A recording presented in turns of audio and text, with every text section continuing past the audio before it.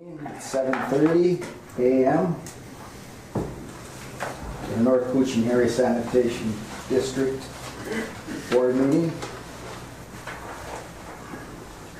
What I'm going to start doing is, it actually says roll call, so that's what I'll do.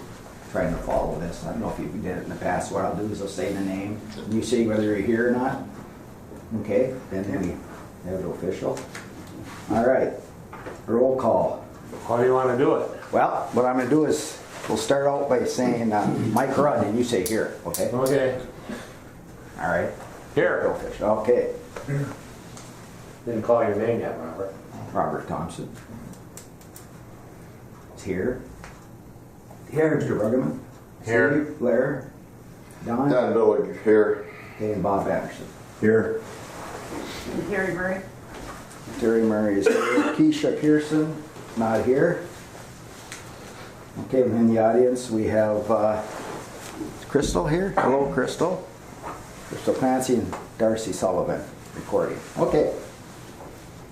Any additions or deletions to the Motion is to accept the agenda. second? So second. Okay. All in favor? Starting with How about yes?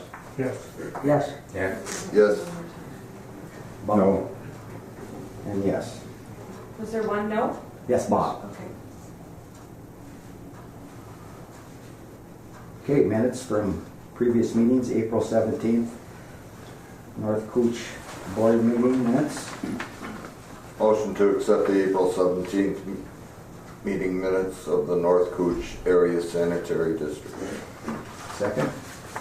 I'll second the motion. Okay, second by John. Any discussion?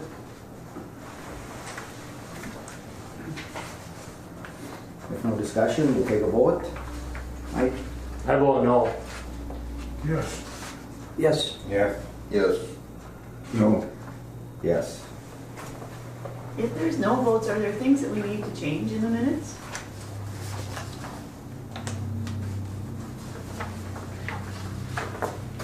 I don't know.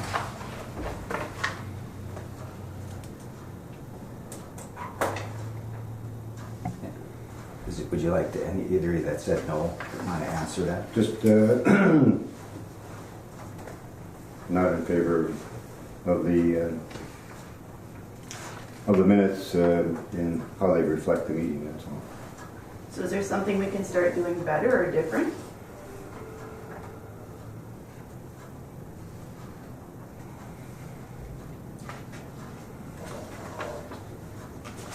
I think it's important that we all are satisfied with the minutes, so if we did have any suggestions, I definitely encourage that I bring up with the director. Okay? Second again. Okay. Then we have March East Kooch minutes, just for information. And we have the HR meeting minutes from May 2nd. Again, that's for information.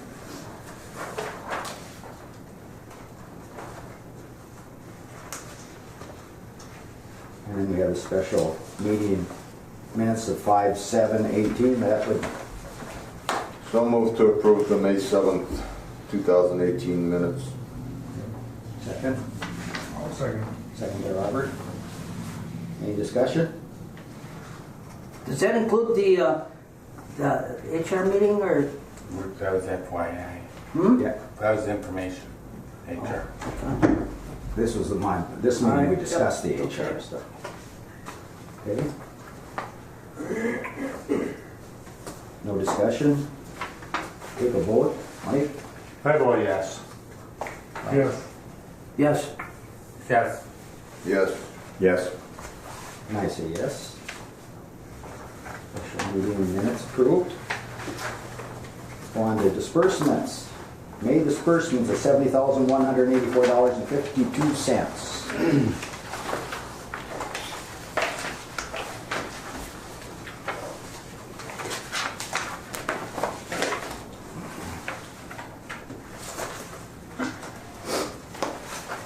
I move to accept the disbursements for May 15th. Okay, second. Second. Second by Don. Any discussion? Mr. Chairman, you didn't ask for the motion, but, I mean, That's all right. That's Okay. okay. All I right. just was getting my stuff ready, so I was, yeah. so Oh, okay. that's fine. But normally you would ask for Yeah. the motion, okay. Yeah, that's okay.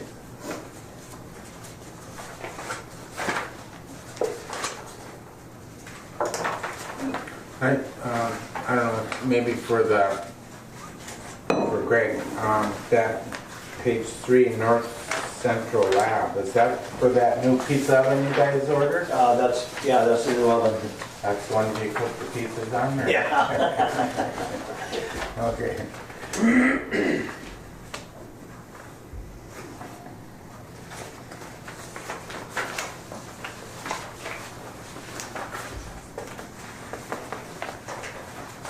Just for information for me, do we get gas at Bootleggers because we have like a bid there, or we just do it because of the convenience? We gotta charge it home. Okay. That's me, it's just a charge count. Okay, I'm just curious. Before you got here, we had used, this way here works better for our paying it. Before, it had to be paid before our meetings. This way here with him, we could pay it after our meetings. Not good, but all right. Just curious.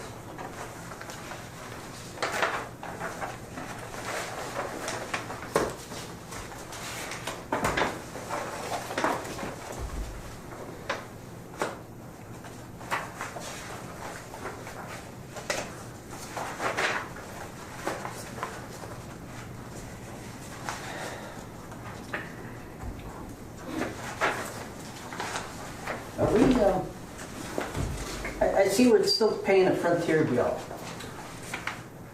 That was the last one. That's the last one? Yep.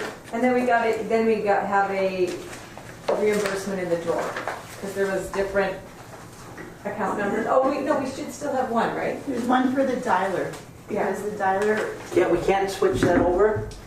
I'm working on trying to find a different system, but the old dialer is an analog system and Midco's digital. So to me, even having an analog alarm system for us, when there's so much better technology out there, I think is a little bit archaic. So I've been working with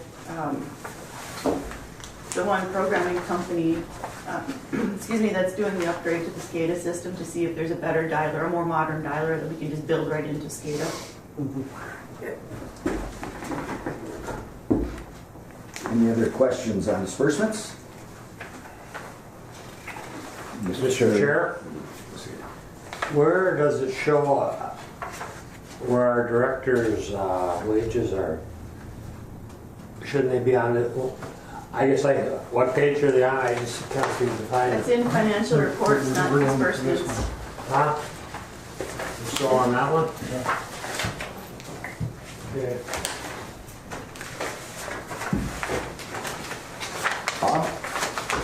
The question on the Carlson Auto Repair, what unit was that? Unit 10.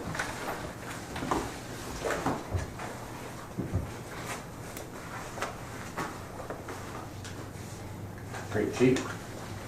Didn't we work on one last month too Must take a then? lot of work for that. What unit was that? Huh? We had a bill from Carlson last month too, right? Yeah. What unit was that? That was unit 10. It was a power steering issue. This was a noise coming from the rear end that we couldn't figure out. And he checked the rear end, the U-joints, the wheel bearings in the rear end. We wanted to make sure that everything was okay with it. We think it's just a noise from the tires, but that's what he went through all that and checked it for us. Good.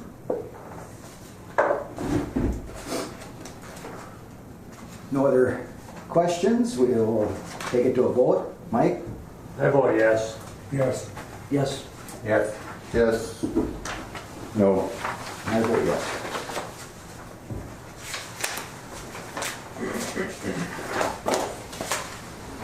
Financial reports.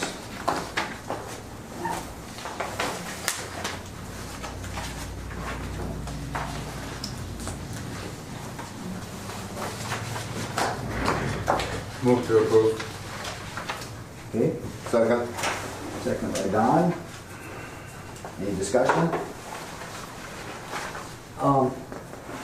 Yeah, it's just that, for me, this is a lot to go through, looking at it, and so I don't know, is there any comments on it? Anything that's, out of whack? I mean, our incomes are still down, which is kind of expected given the spring that we've had.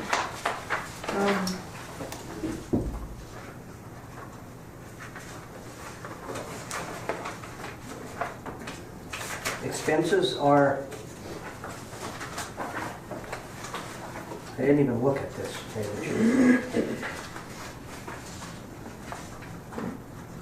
We're close to budget. Close to that. Some of it is there's a little bit of a seasonality component to it too on.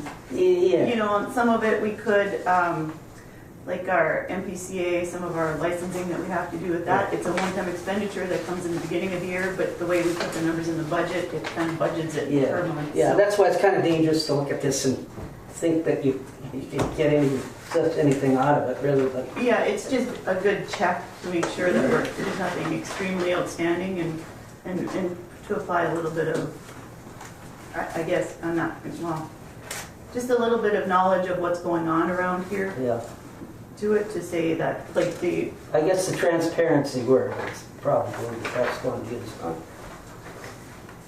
So looking at the snapshot of this time, and everything looks okay as far as budget-wise, there's nothing to be alarmed about? like I said, the big one is just that our incomes are down right now. Okay, And that's probably a flow-driven issue. okay, nothing to be alarmed about at this point, though. Well, we are down quite a bit on income, but Okay, all right. Any other questions on the income expense budget? Mr. Chair, just, I know there's no expense in it, but 401.99, what is it, compensated absence? this is the one that we've talked about a few times, and we have to understand whether or not we even want to carry it. When I've talked to the accountants before, I think this is one that we were going to actually have Terry talk to the accountants with us about. If I recall, this is the one that's tied to,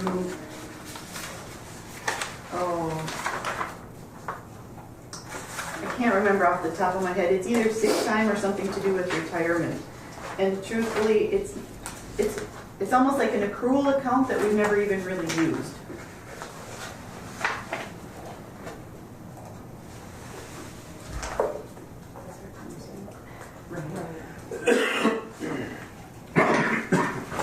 Where's that? I was looking at that, which one? It's right under, first under expense, right under 401.99. And I think if I recall Yeah, we asked properly, that. there's also one for the plant employees of those as well. Oh, man, I had that. Oh, nope, I'm wrong. It's only under the administration one. I'm just trying to see if I can find the emails from the conversations that I've had with our accountant about that.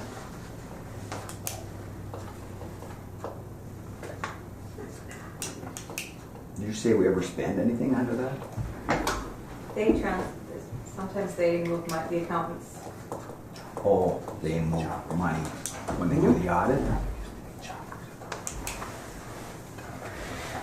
Sometimes at the end of the year, they Oh, kind of move things around, like in accrual type accounts like that. Yeah, And that could be one of those that he does, but I know I've specifically asked him questions about that one. Oh, here it is.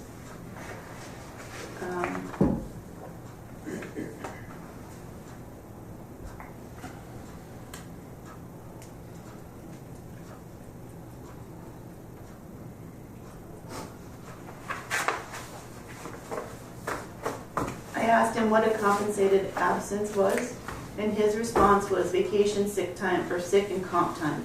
Basically, we have to put that liability in because some places can accrue quite a big liability.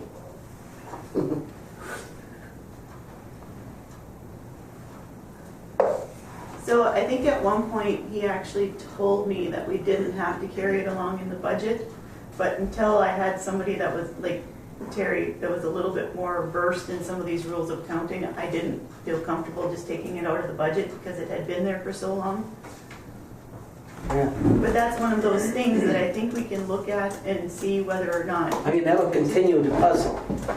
Yeah, it's kind of like the OPEB account that was set up. And my understanding is the OPEB account is very similar to this compensated absences. So we actually decided that in conversations with Ryan, and I think we put that to the board as well, or talked about it at least in a board meeting, that the OPEB account isn't really needed because we were never using it for anything. Right. It was just an account with some money that was sitting in it. At one point in time, they used to make annual contributions to it, and then all of a sudden they just stopped, from what I can see historically. I don't have any reasons why or how or anything. That expense comes out of our regular health care. Yeah, that's how we've been doing it. We've just been taking any OPEB type account. Right, and we've been doing that for quite a while now, so that there should not be, he should have looked at that. Right. So Yeah. the bank Signed off account on that we called OPEB, that's the one that we changed, and we said that we wanted to start calling it more of a capital expense account. Yeah. So I think this compensated absence goes hand in hand with that OPEB from what I can understand. So is there a restricted part of our fund balance for this expense? No. But I think when I asked our accountant about that at one point in time, his answer was qualified and it was not at this time. Yeah, I mean, it almost sounds like a Gatsby thing, right? Because Yeah. it's a future expense, but somehow. If it doesn't show up as a reserve or a restricted account, I mean, that's why we've been doing this. Right. Because it's not being carried over. And that was kind of the response that I got from him, is that we could probably take that out of the budget at any Yeah. given time. And matter of fact, it looks like at some point in time, it was probably taken out of the plant salaries account. Like there's no line in it in that one anymore. It only shows up in the salaries one, or the Okay. administration salaries. All right. So is it used to balance a liability that we have? I mean, if we have, if employees have accrued, what is the time off that they have? Yeah, he says it's vacation, sick, and comp time. Comp time, and it gets to be a large figure, do we have to have monies budgeted to offset that? My understanding is no, but that. We should. But should I have think that. that's something that we should. It's a liability. You know, I'd like to look at that and see how we've handled those expenses in the past. Yeah, I welcome the help on it Yeah, because it's curious why it very hasn't been done. accounting terminology, Yeah. and I've asked him the questions a number of times, and he's reassured me that what we're doing is okay. Like before I do any changes or anything, I always run it past him. But I would welcome somebody with some experience to try to translate the accounting speak for me. Well, I mean, I'd like to ask the question about depreciation. Do we cost that out or not? He does that when he's doing all his year-end stuff, Yeah, and it shows up in our but it shows up as minus. annual reports. Yeah. Okay, any other questions on financial reports? If not, take it to a vote. Mike? I vote yes. Yes. Yes. Yeah. Yes. No? Yes. All right, old business. I&I update. Okay, so I want to call Mr. Overstar to walk through because we have a big packet of information from him regarding all the ownership. And I think that having him walk through it with us would probably be the best way to do it.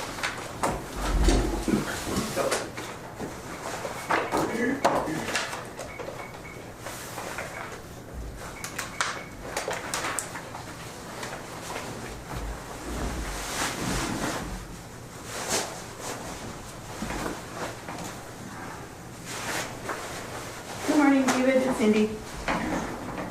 I'm going to put you on speakerphone in just 1 second, okay? Hold on. You still there? I'm here. Okay. John, would you mind?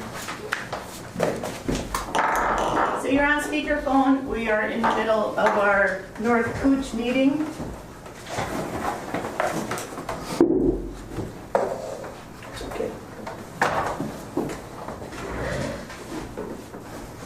How's that? Can you still hear everybody, David? I can barely hear you. Might have to move over here so you don't wait. Good morning, Mr. Oldstar. This is Terry Murray. I'm the chairman of the board. Good morning, Mr. Chairman. And we appreciate you being on this call this morning. Would you like the introduction of all the board members? Certainly. Okay. Let's go around and just say our names. Mike, do you want to start? I'm Mike Rudd. Robert Thompson. John Bruggeman? Steve Blair? Dan Billing. Bob Anderson. And of course, I, Terry Murray, as chair. Thank you. Okay. So David, if you just want to start walking us through the memo that you sent yesterday. All right, I'll do that. And then maybe if you can interrupt me if you can't hear me or I'm not being clear, I'd appreciate that. So this memorandum kind of lays out, first of all, the concepts of interceptors, trunk sewers, those kinds of things. Discusses what the enabling law says for North Kooch. And then I went through each of the sections that are identified on the North Kooch Area Sanitary District map and saw how those fit into the definitions. So let me start by just kind of reviewing the definitions. An interceptor, in a general context, an interceptor is kind of a large sewer that receives flow from a number of trunk sewers at a point of collection.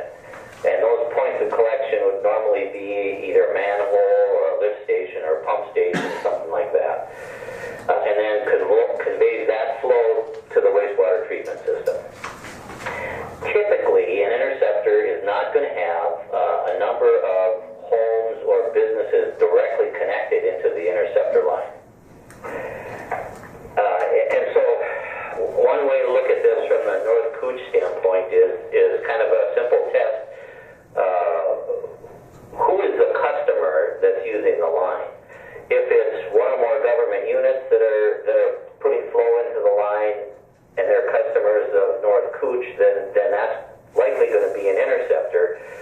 If the people using that line are businesses and residences, that's likely going to be a municipal line. The trunk sewer is basically the sewer that would be located probably in the street right away, which is accepting flows from the lateral sewers that are coming out of the houses and the businesses.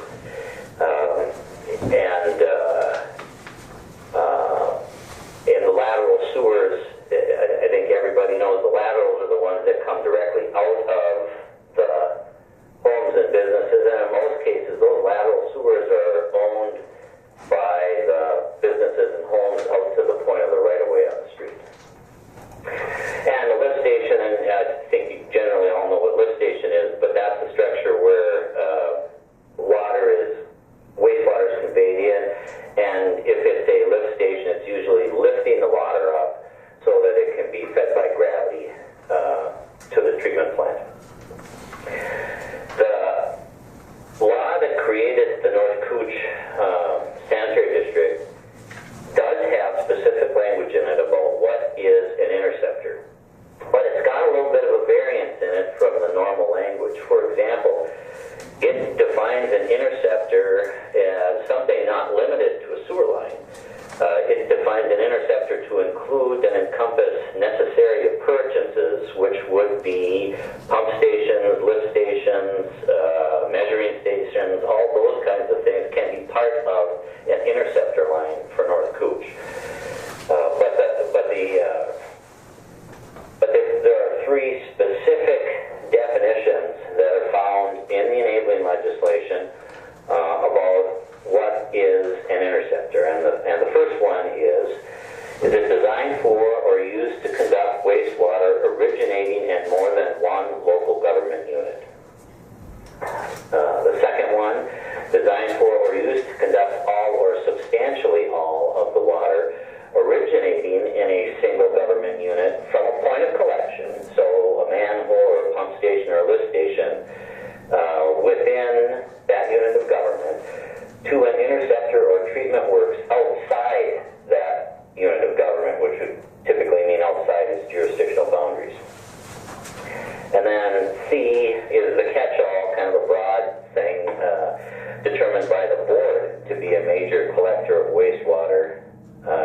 are designed to serve a substantial area in the district. So there's that section C is a little bit unusual in that you've got the discretion to identify an area that would be, in your mind, a major part of the system and is critical to operation of the system. Let's see, it's also, I suppose, kind of important to review in the original enabling legislation, there was language, and it's in all of the enabling legislations for sanitary districts, that the district would assume ownership of all existing interceptors and treatment works needed to implement the board's comprehensive plan for wastewater treatment. And then there's some other general language which is also the same in most of those creations of sanitary districts. No interceptors shall be designed or constructed in the North Kooch service area without approval of the board. The board shall acquire, better equip, operate, and maintain all additional interceptors and treatment works needed for its purposes. That's kind of the general government purpose. If you need to do it, you're authorized to do it. And that the board shall assume ownership of treatment works owned by a local government unit if any part of that treatment works will be needed for North Kooch purposes.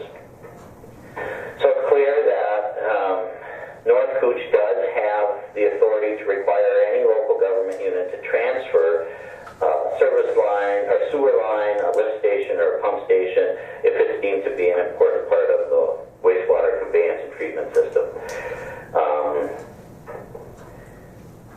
Getting to the specific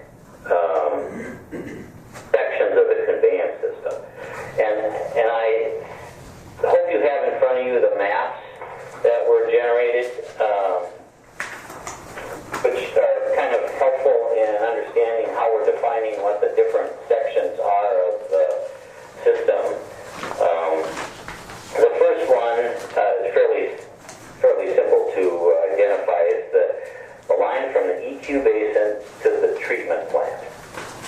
And that line clearly fits the definition of an interceptor for North Kooch because it's conveying water that's originating from that EQ basin, which is receiving multiple governmental wastewater flows and conveying it directly to the treatment plant. So there are deeds and easements that cover that property, and this is a classic example of an interceptor for North Kooch. The next one is the line from the intersection of 11th Street and 3rd Avenue to the EQ basin. This line's a little bit more complicated. It joins with that more recently constructed line that came from the ponds to the EQ basin, and that line was primarily in the alignment of 11th Street coming across. That sewer line, as it goes to the EQ basin from that intersection, is, in my mind, an interceptor for North Kooch area sanitary district because it's conveying wastewater originating in, again, more than one governmental unit and conveying it then to the EQ basin. There are other portions of this line, though. There's a portion of the line, that pre-existing line, before the line up through 11th Street was built. There's a portion that's around lift station number 2, which I believe is located near the intersection of 15th Street East and 5th Avenue East, which goes about 2 blocks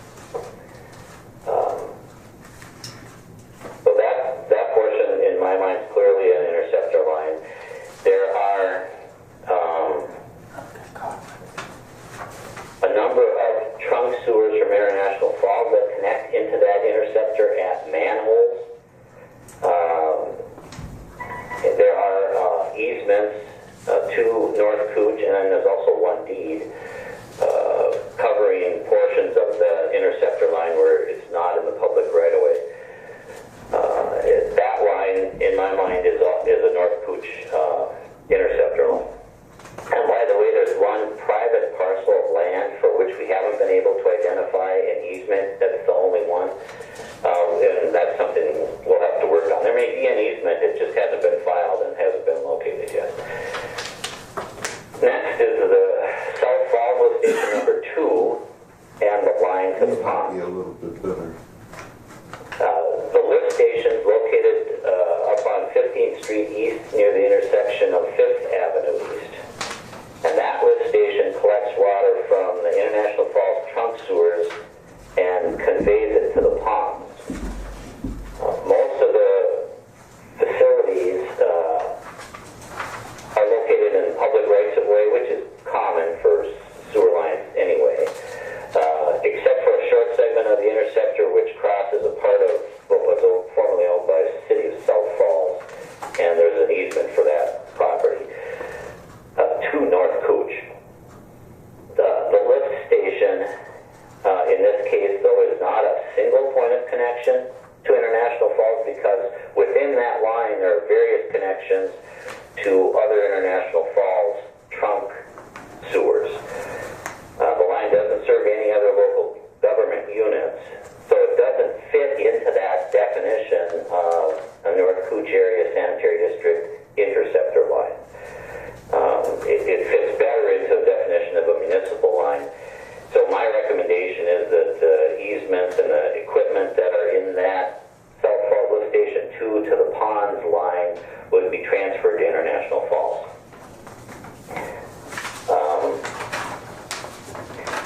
The flame lift station and the line to the ponds is kind of the same concept. The flame lift station is located near 17th Street West and 3rd Avenue West. North Kooch has a deed for the area where the lift station is located, it appears. Most of the sewer line is located in the right-of-way of 17th Street, both east and west 17th Street, before it turns north along 9th Avenue East. It crosses a number of parcels. There are easements over those parcels. But the lift station is not a single point of connection to International Falls, because the line also contains various International Falls trunk sewer connections into it. So the line doesn't serve any other local units of government. And then when you look at the definitions, then it doesn't really fit into the definition of a North Kooch interceptor. And again, I'd recommend that that line be transferred to International Falls with the related easements. Next is lift station number 1 and the line to the ponds. That lift station is located on County Road 115, about a mile north of the ponds. This is a pretty classic interceptor situation. It's conveying wastewater from areas north, both Rainier and East Kooch Area Sanitary District. And in this case, goes to a 3-way valve, which either discharges to the ponds or to the interceptor line that goes to the EQ basin. So that section of line is serving multiple local units of government. And again, there are easements for that line. This is a line that should be owned and operated by North Kooch. It's a classic definition of an interceptor. Lift station number 7 to lift station number 1. Lift station 7 is located near the intersection of Spruce Street and East Avenue up in Rainier. And the sewer line that connects the two lift stations is constructed mostly within public right-of-ways, and there are easements for that for North Kooch. The sewer line in this case is an interceptor because it's conveying water from more than one local unit of government, in this case Rainier and East Kooch. And so the lines and the lift stations should be owned and operated by North Kooch because they're part of an interceptor system. Lift station 8 to lift station 7, really basically the same thing. Lift station 8 is located on County Road 20.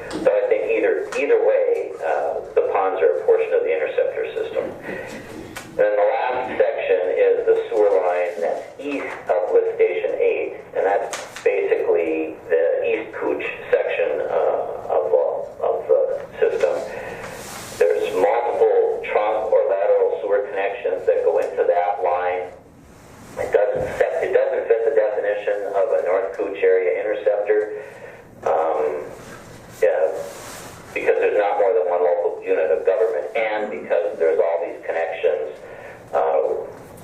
through the local municipality into that line.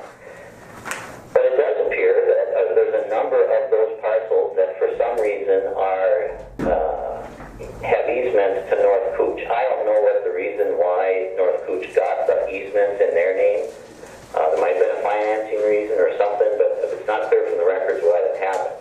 But I'd recommend that those easements and that conveyance equipment east of lift station number 8 go to East Kooch. And that's kind of a summary of the memorandum. A lot of information. Yes, lots of it. Are there any questions for Mr. Oberstar or any clarification that's needed? I think he's by and large got it pretty much right. We should have probably had this analysis done, a legal opinion on this many years ago, because there's always been this, wondering about who owns what, and we did get along. Everybody kind of got along and got things done in the past, but this is probably pretty important. Yeah. I think we should talk to the city engineer, or let him look at this and see what his opinion is. How can easements be transferred? The easement can be transferred because there's not typically any restriction on that. You're not changing the use, you're just changing the entity. So that's a pretty typical transference. And when you transfer the underlying pipeline, you do that with just a conveyance deed to the other unit of government. So a resolution by the North Kooch Board to another local government such as East Kooch, this can be done by just a resolution?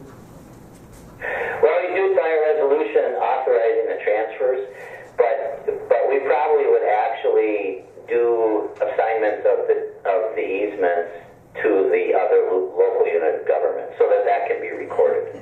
That's part of the problem here. Not everything gets recorded. People don't think it's important to do that, and sometimes you lose the paper trail because there's an easement out there somewhere and somebody never records it and puts it in a drawer somewhere. Well, unless it's recorded, you don't have the evidence of who the title owner is. And in the future, when somebody's doing some kind of maybe PFA financing or something for their sewer line, they need to be able to prove that they have easements for those lines. So we should take this opportunity to clear up those easement issues so that if somebody's looking for PFA money or other state money to do work on its lines, there's not a problem with easements. And Don, in the case of East Kooch, David and I have talked about it a few times. We're literally talking upwards of 100 easements, and when I talked to the county about switching the names on them, they said there's I think it's $46 change fee for each of those. So one of the things that David and I talked about is that there's a way that we could create some sort of a document that says that those need to be transferred to East Kooch, and then as that property sells, then they might be able to file those easements properly with the county so that we don't have to spend, what would that be, almost $5,000 to be able to change all those. Right, David? I explained that properly? Well, I can barely hear you, so I didn't get all that, Cindy. Well, basically the concern that we'd had before about all of the easements that would have to be transferred specifically to East Kooch because of the extreme number of them, that we could write some sort of a document that kind of covers it, and then the county could file them as ownership changes. Is that accurate? Yeah, that's true. Because otherwise we're talking probably upwards of $5,000 to get all those done properly just between North Kooch and East Kooch.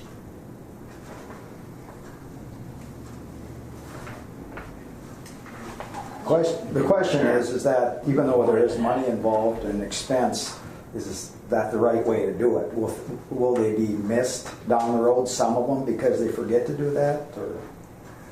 Well, so when I've been going through these easements, at one point in time, there was like I'll call it an overriding document kind of that linked a lot of easements together. So I think there's a way that the county can do that. So between David and the county, East Kooch and North Kooch, we should be able to come up with something that kind of takes care of that, I would think. Okay. All right. Any other questions for David? Well, Mr. Chair, I'm not sure I have a question for David. Maybe it's more for Greg.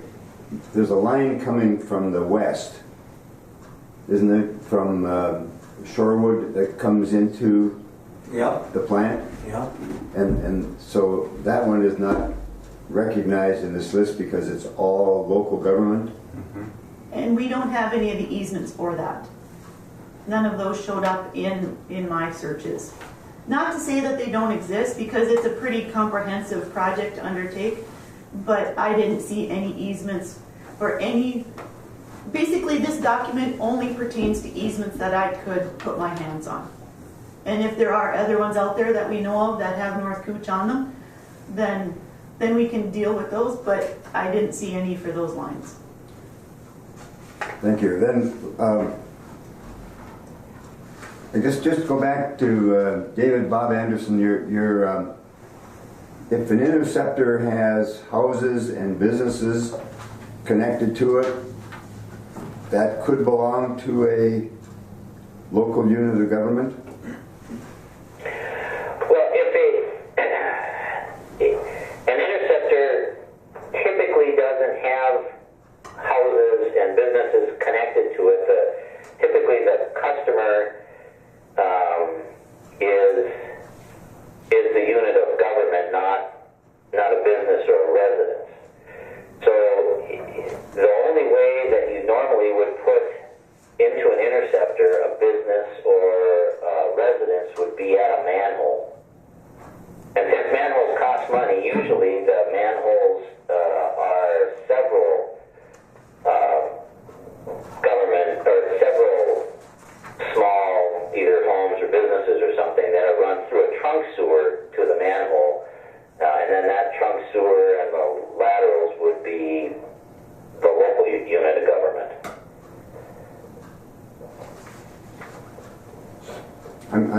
I'm not positive, but it seems that some of what is going from the ponds to the plant designated as an interceptor has homes and businesses connected to it. But I stand to be corrected on that.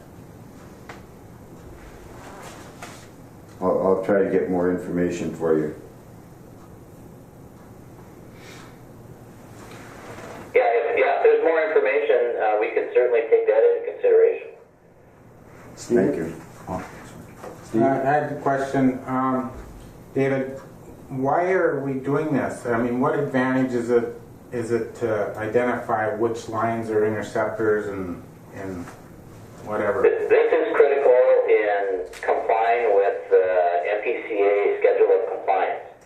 So until you know exactly who has control of which lines, it's hard to identify which party should be out there inspecting, doing the work to try to eliminate I&I. So this is really step one. And I think it goes even beyond that a little bit, like the flame lift station, for example. When I saw that we actually have the deed for the property that the flame is on, but the city's done all of the work on that over the years, you start getting into those issues too. Like the city's doing the work, but we own it. So that's just not right. And I would think at some point there could be a liability issue with that as well, if we own it and we're not taking care of it. I think there was some, going way back, I think when the paper makers, they were looking at extending sewer west of town. And I think at one point they actually had a member sitting on this board, didn't they? There was a seat appropriated to them, but I don't know if they ever took it. So now if we go from the plant here west of town, now is that, we were already just talking about Shorewood, that's not an interceptor, but would that line going from here to west be an interceptor? Since the Papermakers was proposed to have sewer, but they never ever constructed it. If Papermakers started having sewer and it followed the line from Shorewood, then we might need to reassess, because Papermakers would technically be part of the county, right? Not part of International Falls. So then you would have sewage from two different municipalities Yeah. coming together, which is the West definition Kooch, of West interceptor. Kooch, and Right, East Kooch is the other direction. right. But until we get into that situation, this line, as far as I think by all definitions, would still be International Falls. Unless circumstances change.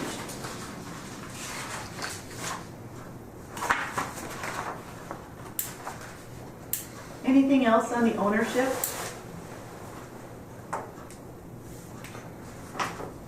Yes? That lift station at the Flame is owned by who? Technically, by all the documentation, it's owned by North Kooch. But as David indicates in his memo here, it should probably be transferred to International Falls. Yeah, because I remember all the years I worked, International Falls always took care of it whenever we had a problem. And that's to John's point about why this really should have been done years ago, to make sure that the proper people or proper entities are taking care of the proper units.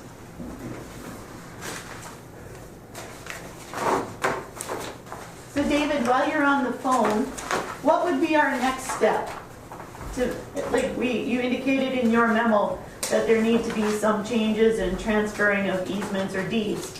What is our next step here in your eyes? Well, it would be nice to have an agreement from everybody about the transference, and then we can draft up the documents and work with the county and get these issues straightened out.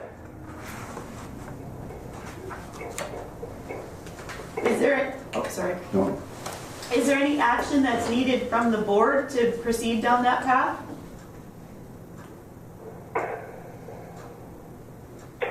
Well, I know Mr. Anderson's indicating he might have some other facts that he wants to examine, so perhaps before you take a final action, you may want to look at those facts. But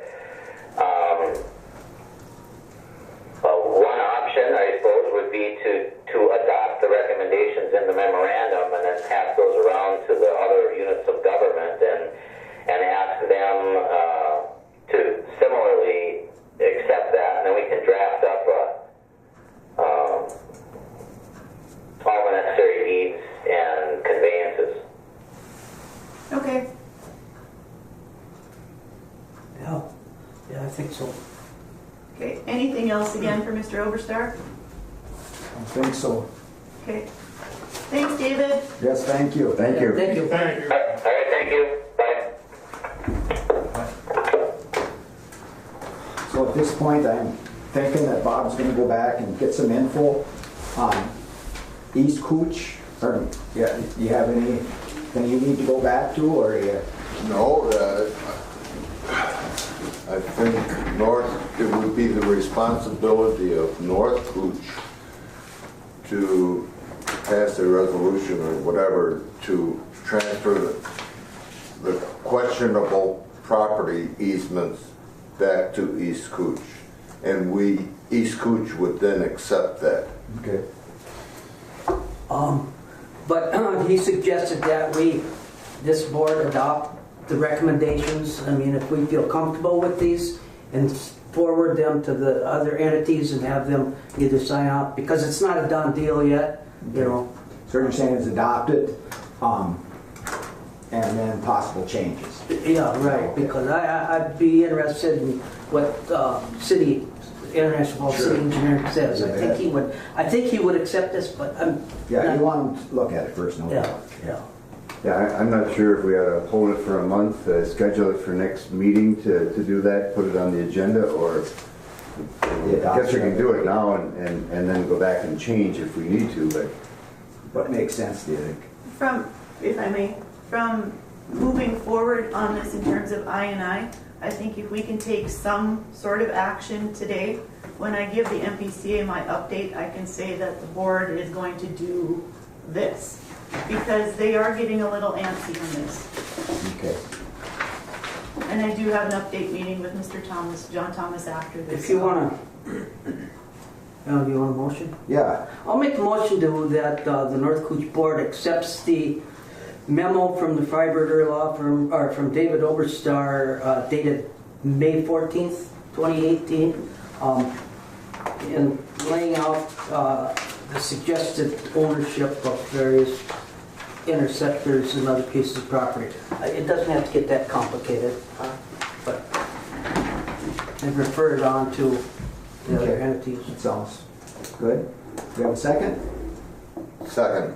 Second by Don. Any discussion? I guess back to Don Billy's earlier statement about transferring, does it go to the county or does it go to East Kooch? Who actually holds the easement? So It would be the I county. might, when I was searching for easements, any easements that actually seemed as though they were in the system already for sewer were written to East Kooch. East Kooch, though, is the county. Right, but the easements that were in place already were written for East Kooch, not for the county. But I can confirm that with the county. They specifically didn't say the county or anything, they said Right. East Kooch, and they didn't say East Kooch, a board of the county or anything, they said specifically East Kooch. I think some of those engineers, there were various engineers, and they didn't think it was important, the details like that probably. Well, maybe that's a question for the county board as well, Or what the proper county way attorney to or do it. somebody. Yeah, Yeah. Okay. but based on what's been done so far, they do say East Kooch. Okay. Steve? Then the other ones that were granted to North Kooch that are supposed to be East Kooch,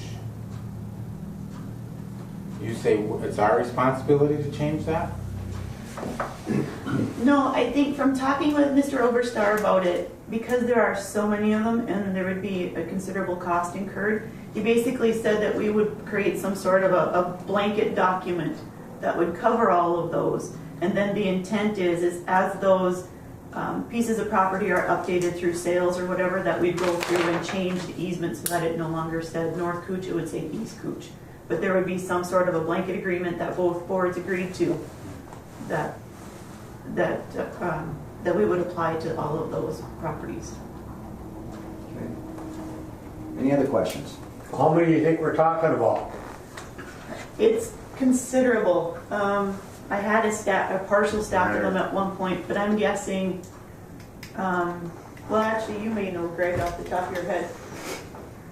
How many properties were in, like, not Jameson and French, but like further east of lift station 8 in the initial name? Just old East Kooch before Rainier was part of it. East of 8, Yeah. 11, How many did you say? 12, 13, 14. But those are just Lift lift stations. stations and grinders. It's anywhere that there's a That's just line running. duplex grinders, them are lift stations, Yeah. not simplex grinders, that's just lift stations. I'm guessing upwards of 100, but that's a guess right now. Any other questions? So who's gonna stand the cost for this? North Kooch or East Kooch, or how did that go about it? Well, we've got to, We If have to we work can through the do it. mechanics of it. But I think it'll be incorporated in any time there's a sale. Like the formal easement will be filed when there's a sale of the property. I think that's how it'll work, but I'll find out all those details for sure. Okay. Good. Any other questions, Bob? Mr. Chair, with regard to Jameson and French, are they,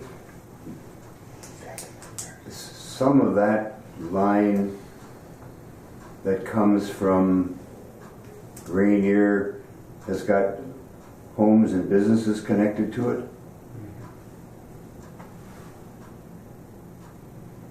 Interceptor I line? don't think that, it's just not a pure interceptor line, is it? No, No, there's trunk lines attached. Well, there's trunk lines, which is fine, but I'm thinking there's also homes and businesses connected to the interceptor, but I'm just asking because I don't know for sure. We'd have to pull It could the be. records for sure. There could be, yep. Yeah, there is.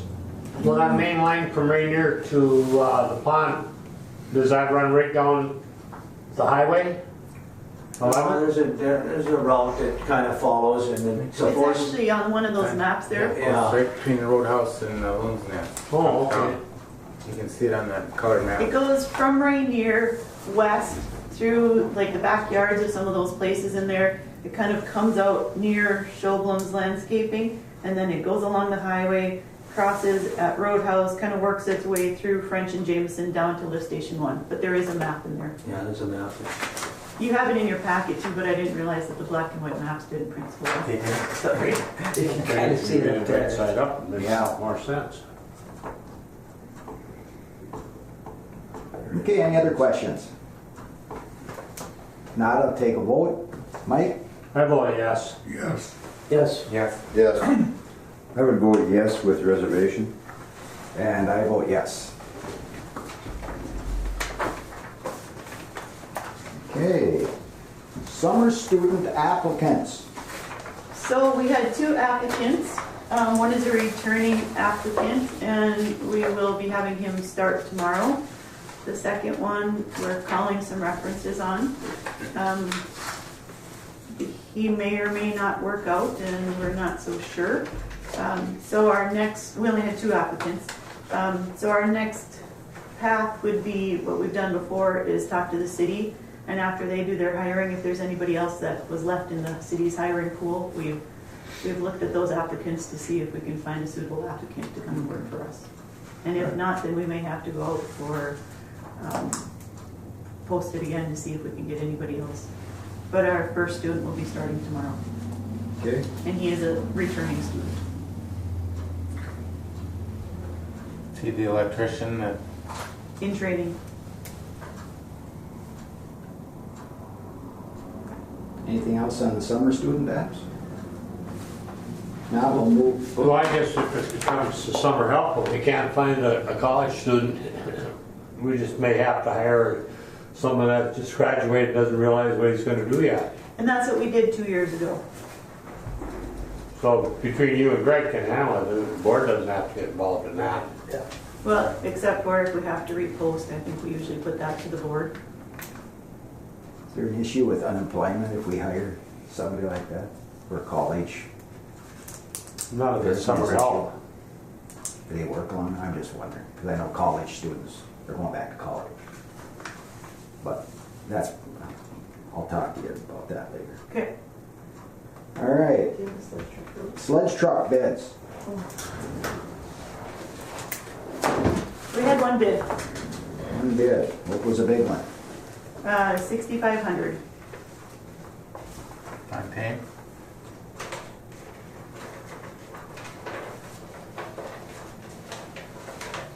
So we put it that the board could reject or accept any and all bids.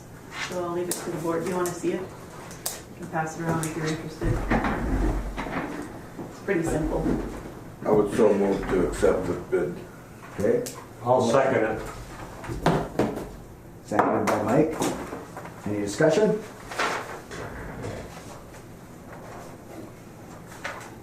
If not, I'll call for a vote. Mike? I vote yes. Yes. Yes. Yes. Yes. Yes. I say yes. Sold. Sold. All right, That's the lowest bidder. generator bids. We haven't received any bids yet on that, but we have one more round of advertising to do before it closes. Okay, so we'll have that on the agenda next time. Yep. Okay, next, the purchasing policy.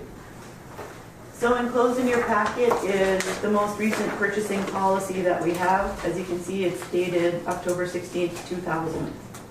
At least that's the most recent one that I could find.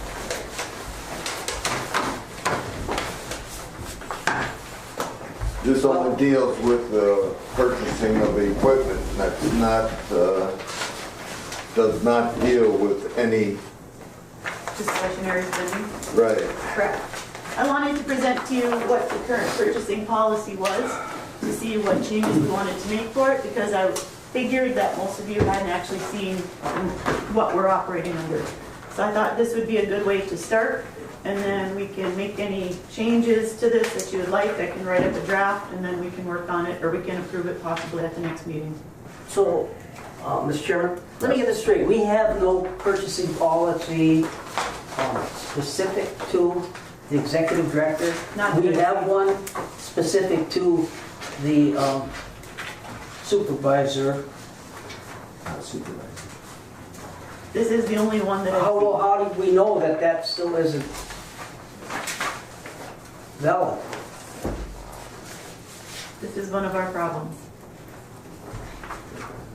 Right now, it says the chairman and the vice chair can okay it. That's 5,000 to 25,000. Right. Well, I mean, if it's okay with the board, I'd make a motion to renew the purchasing policy from 2000. Why do we need the motion? Yeah, I don't think we We need a do, motion. just direct the director to, There was a question at the special meeting, or there was a request to review the purchasing policy because we don't have any discretionary spending for the admin staff. So that's why we wanted to talk about the purchasing policy. Yeah, I mean, we have to have something legally that says that the director can spend money. So do we want an update to this policy or an amendment? I think the director should, she said she could rewrite it and present it to the board at the Okay. next meeting. Okay. But having said that, I want some guidelines from what the board actually wants to see in it. The one thing I like to see is, well, us to determine what that limit would be, what we all feel comfortable with. And also mention in there, it has to be budgeted within our budget line item. And if not, it would have to come to the chairman or somebody. Okay. Well, do you want me to withdraw my motion? I don't think we need a motion on it. I don't think it was seconded. Well, I know there was, the question was brought up about the plant supervisor too, and I don't know if we need to have a investigation on how that's gonna be worked out, plant supervisor. We'll have to put that on the agenda. We're not on the agenda today, but that's something we need to talk about, yes. Yeah. Maybe that's something we want to add for next month. That's something that maybe we should meet with the HR committee again and talk Okay. about how the HR committee thinks that we should move forward, and then we can bring it to the All right. full board. Sounds Well, good. they're in charge of anything $1,000 or less, so if there's no such thing, then it doesn't say who's in charge of the, We need Steve. Who's in charge of purchasing? Steve's point is that it lists it specifically as a Yeah. plant supervisor, but by definition, we don't have a plant supervisor. So who actually has the spending authority in the plant? Right, Steve? I would think the director. She's basically the boss of this whole there's operation. gotta be some kind of chain of command, and I don't know where it starts. Here, it seems like it starts at the chief plant maintenance guy. So when we meet as personnel committee, that's something we can address. Yeah. We can try to work that out to what we think the whole board would be okay with. Oh, that's all. Okay. All right. Well, Mr. Chair, I guess this deals with emergency situations, if I understand it. No, the second paragraph there, Bob, is basically when they go to Menards or when they have to get parts for the lawnmower or just their day-in, day stuff. We don't bring each and every one of those expenditures under 1,000 to the board.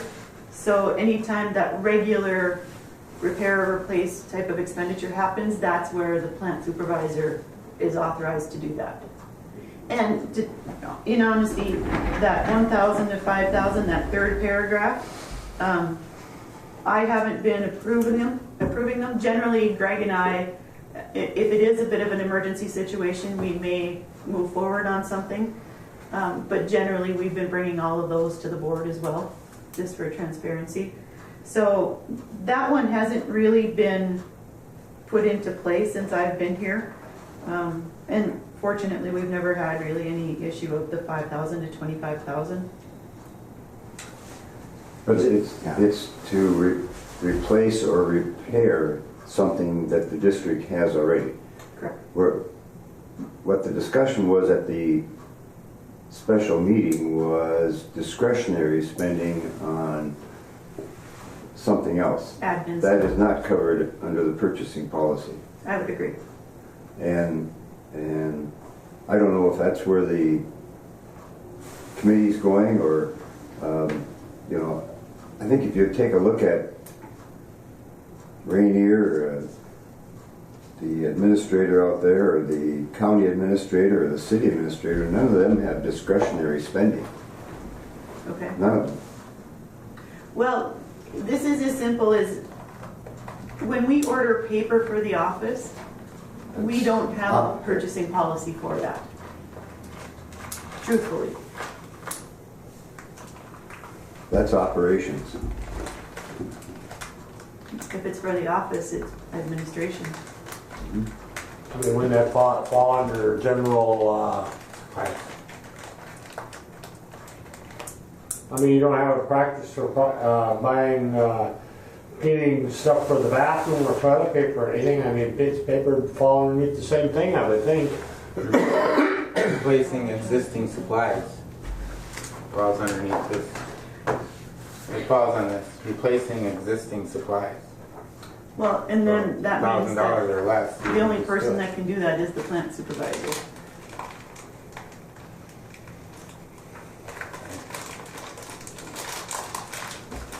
So you'll call a special meeting for us? Well, okay. Or not special meeting, So- HR.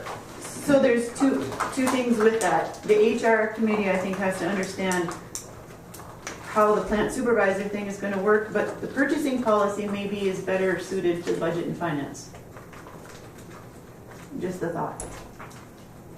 Not that I wanna make it more complicated, but, You want 2 meetings. well, I don't want 2 meetings, but if we're gonna talk about the role of the supervisor, that's different than a purchasing All policy. right.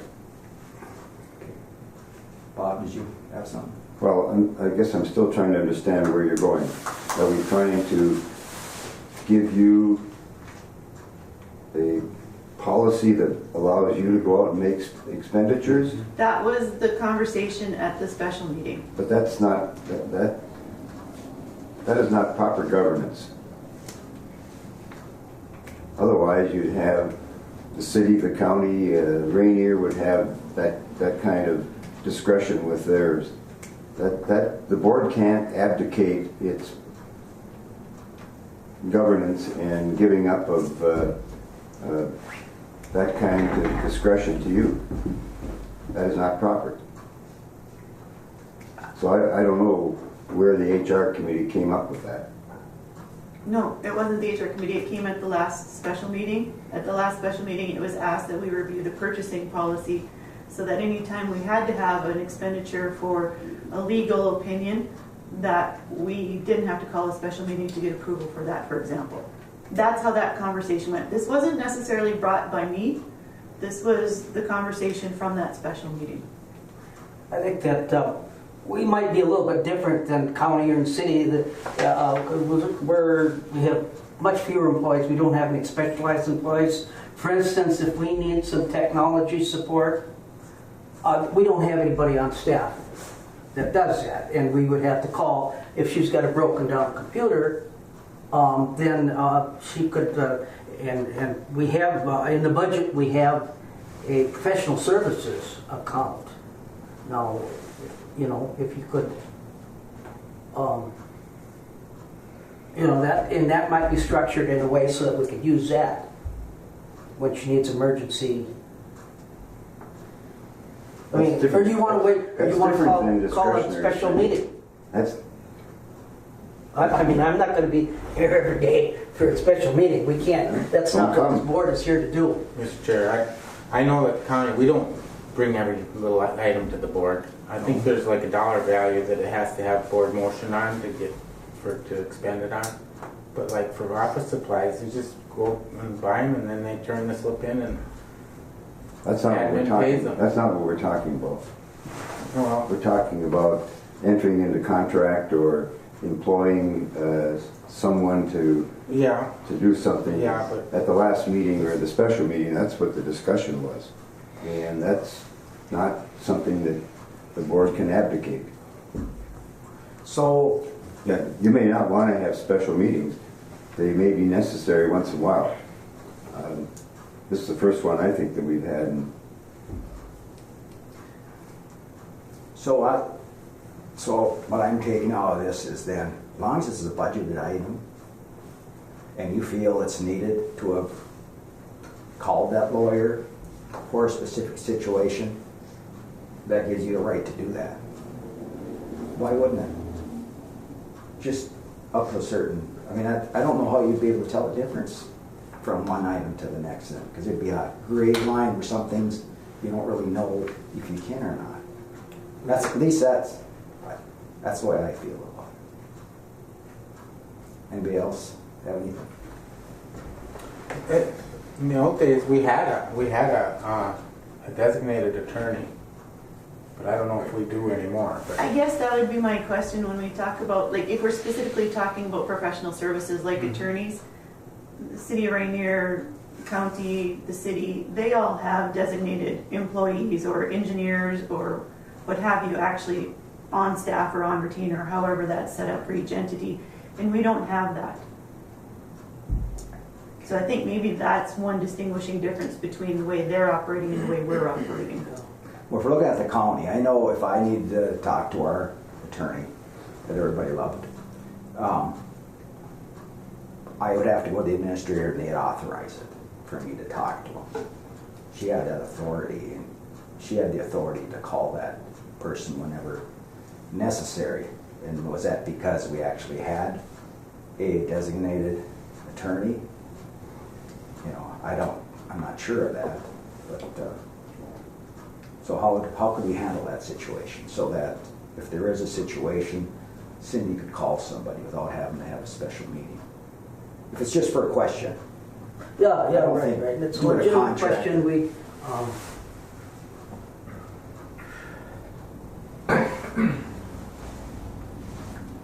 What do you think, Robert?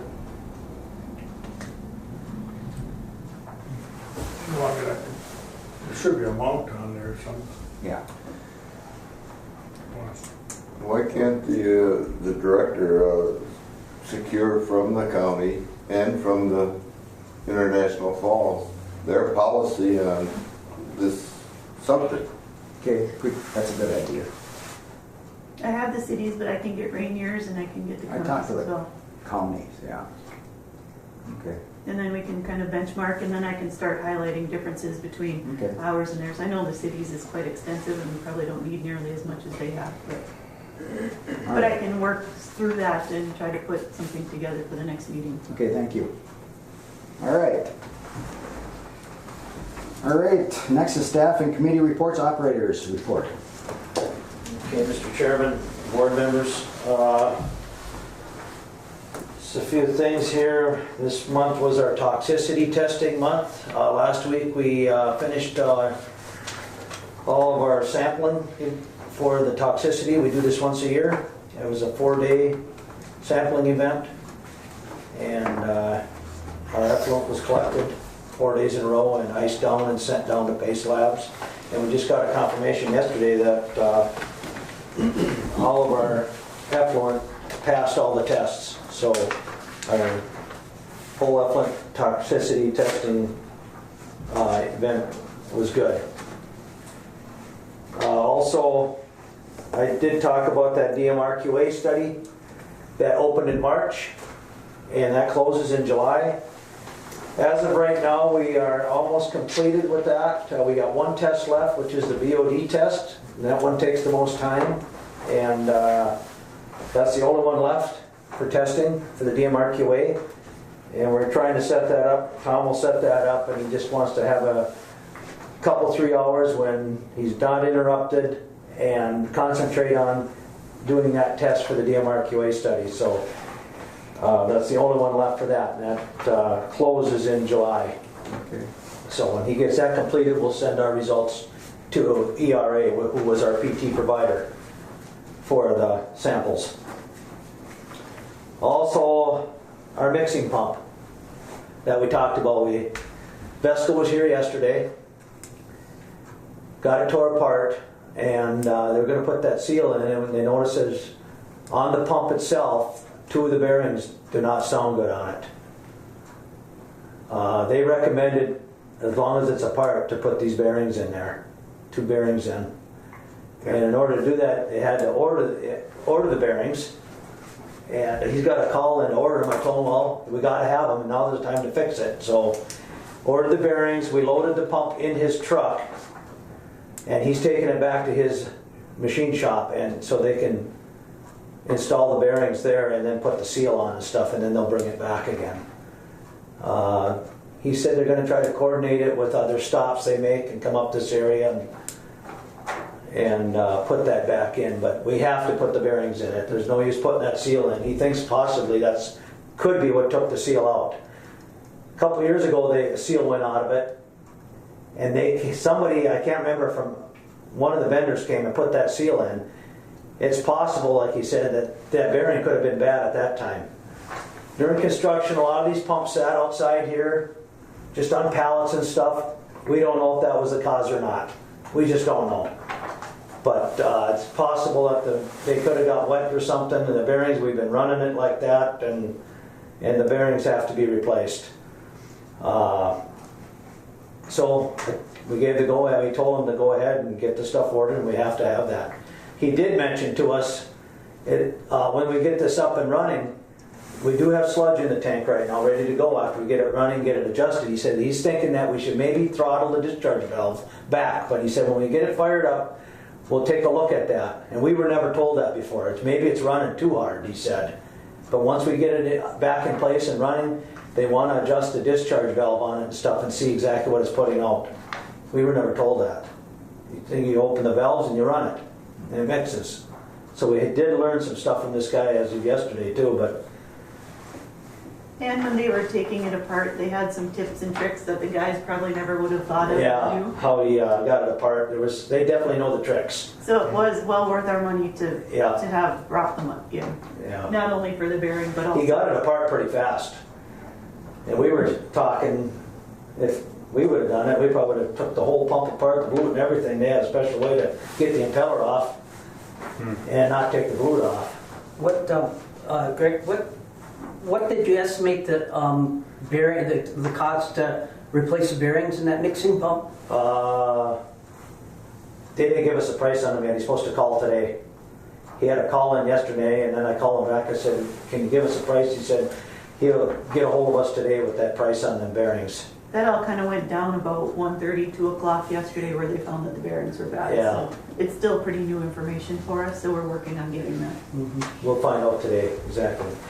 You know what, I went over and looked at it and stuff, and like you said, they're a little noisy. Now's the time to replace them. Where's he drive from? Chanhassen, but they come up and they go different areas. Today they're going to Little Fork and Big Falls. He said they had a bunch of stops to make. Okay. Well, here we got a situation where somebody should have some authority to spend money over $1,000. I mean, we know it's going to be over $1,000. That's what I just want to say. You know. Did I do the right thing or not? We got to get more approval to do this. Well, and going back to the purchasing policy, this is the third paragraph in there that says that between 1,000 and 5,000, Greg and I need to consult and make the decision. So I decided to run that by you and let you know how that situation is there, but we have to get it fixed. I don't think there's any way this board would ever give you any guff for something that has to be fixed in the price. I just don't believe this board's that type that would question you spending the money. Well, if we put it back together yesterday and put it back in line again for $4,000 seal, and the bearings are bad, that doesn't make sense. We could be here 2 years again. Exactly, or less. Yeah, shame on you. Yeah. So I mean, Well, it has to be done, it has to be done. I don't think you get questioned by spending money. All right, and the next thing is we try to do a little maintenance around the plant on top of everything else. Our chlorine contact tanks, we've been chlorinating and dechlorinating. we try to drain our contact tanks in the spring and fall, and we did get both our tanks drained and cleaned and back online, our chlorine contact tanks. So we like to get that in the spring, drop them and clean them and inspect them, and we did get that completed. Also, the filter building over there, we had a little trouble with one of the filters again. The sand wasn't turning over right in one part of the filter. We tested all the filters with these rods and stuff to make sure the sand is turning right so they're operating correctly. And one of them was not turning over, so we ended up taking all the sand out of one filter, pumping it into another filter, and we had to get down in the bottom, and we found a screwdriver and a chunk of PVC pipe down there. And that could have been in there a long time. We just happened to get to the right spot where it would not let the airlift work correctly. So we did get that cleaned out, and that's all the sand's back in it, and it's operating correctly now. Also, HydroClean was here last week, or this past week, and last week, and I met with them. And we walked the line from the pond discharge to 11th Street, and they're going to give us a quote on cleaning that line. And we went through the woods over there from the pond discharge out to the tracks and stuff, and just to see if they got to use their easement machine and stuff. So he's going to give us a price on what it's going to take to get that line cleaned. So it's a start. Yeah. So that's a bullet that we may have to bite probably this year, because out of diligence and for liability reasons, we need to make sure that we are going into our lines, inspecting and cleaning them on a regular basis. Also, John Thomas, he called last week, and he'd like to come in June sometime for an inspection. Do we have to build a dome over the ponds because of the I-9? Do what? Build a dome over the ponds? Yeah, I think so. It's too much rainwater getting in on our yard. No. You gotta be kidding. So, I mean, take that to a serious note. When I've worked with environmental consultants before and they talk about evaporation off of ponds, they basically say that the evaporation off of the pond typically is equivalent to the rainfall in a normal year. Mm-hmm. So whatever you lose from evaporation, you collect back in rainwater, so we should be okay. Can you measure that to verify that? Yeah, I'll get right on that. Yeah. So anyway, John Thomas hasn't been here for 2 years now, so he wants to come up and do another inspection. And it sounds like June, he wants to try to set up a date for June to come in and do a yearly inspection. Also, we've been pretty busy with gopher locates with all the construction up the lake. Going into Rainier, up on 103, they're going to redo that road. They're doing a lot of boring up there. We're spending quite a bit of time up there taking care of all these locates too. And at the same time, we're kind of short-handed at times too. So we're spread pretty thin at times, but we're getting it done. That's why we need this summer help to get started here as soon as possible. Well, tomorrow one will start, but we definitely need another one.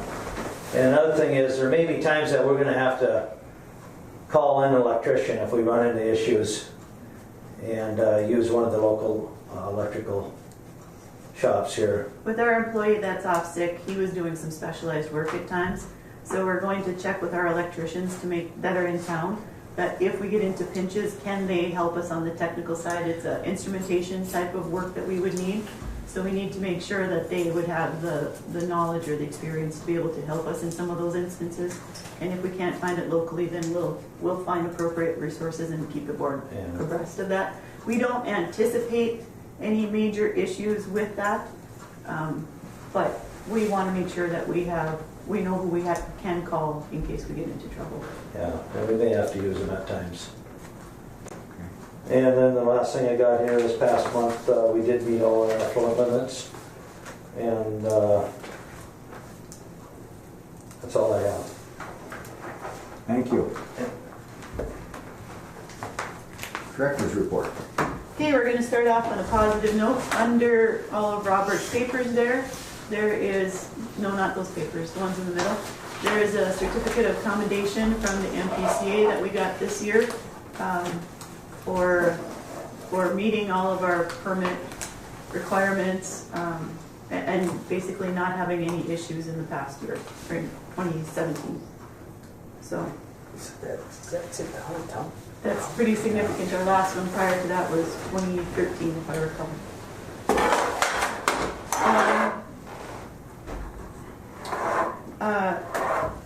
I had my anniversary, my 2-year anniversary on May 9th. Just wanted to let the board be aware of that. Island View update, we didn't put it on the board or on the agenda. I didn't make it to the meeting this time, but I spoke to the engineer afterwards. Wagner is starting construction again. They're on site again. USA continues to move through all of their sections.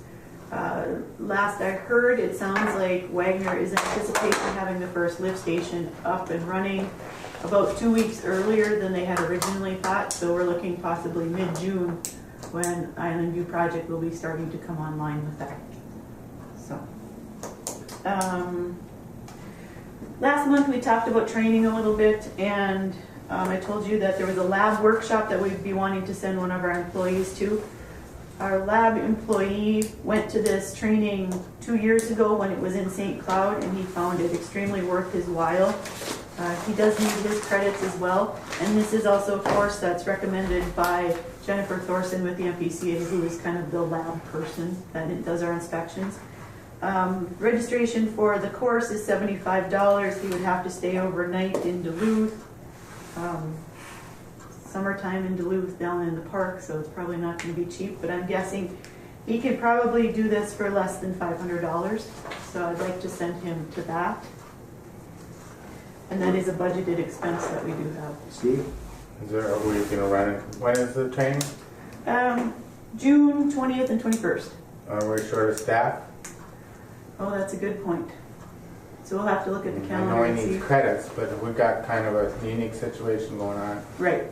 So that's something that Greg and I and Yeah, Tom we'll will have to talk about It's now. pretty important for us too. Yeah, it is. It's extremely worth his while to go, so we're gonna have to balance that out and take a look, but that's a good point, Steve. Move approval of the training for the lab employee contingent on being able to release the employee from the operation. Second. Any discussion? If not, I vote yes. Yes. Yes. Yes? Yes. Yes? yes. Okay. And then the only other one is, as we talked at the last meeting, or at the special meeting, we do have an injured employee. He has been out since that meeting. He had surgery last week. He is expected to be out until probably August, but we're waiting to find out for sure. He has an appointment again next week to check on things, and then hopefully at that time we'll have a little bit better understanding as to the extent of how long he'll be out, and we'll see from there. And I think that's everything that I had for today. Okay, thank you. New business, we don't have anything under there today. I don't think so. Okay. Oh, sorry, the one thing I did forget, just the standard East Kooch hours are in your packet. Sorry about that. And they're under so far again this year. I see that. Any correspondence? Usually I just have in there, the WIP funds that were transferred, it was $13,180. Okay. Motion, okay, next meeting will be June 19th at 7:30 a.m. Make a motion to I make a adjourn. motion with adjourn. Second? Second. All in favor? Aye. Aye.